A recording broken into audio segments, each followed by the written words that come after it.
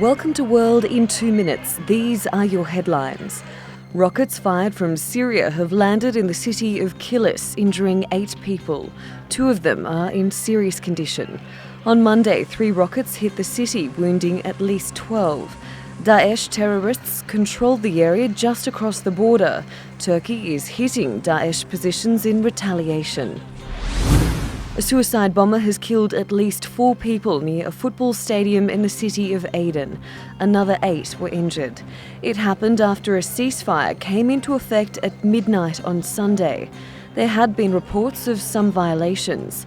This latest attempt to end the fighting takes place a week ahead of peace talks to be held in Kuwait.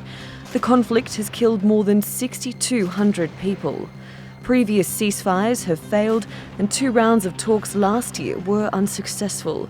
The Houthis are backed by Iran and have controlled the capital, Sanaa, since September 2014.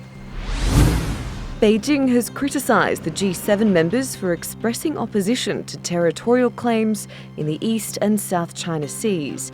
China's foreign ministry has urged G7 member states to honour their commitment of not taking sides on issues involving territorial disputes. Several countries claim the disputed territory. Maritime trade worth more than $5 trillion passes through the South China Sea each year. The Supreme Court has ruled a bill that would have granted amnesty to jailed opposition leaders is unconstitutional.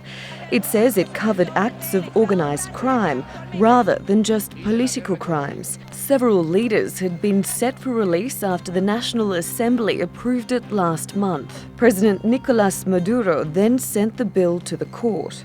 The government accuses several opposition figures of leading deadly protests. The opposition has controlled the National Assembly since December and has said it will work to remove Maduro from office. Thanks for watching. TRTworld.com, Istanbul.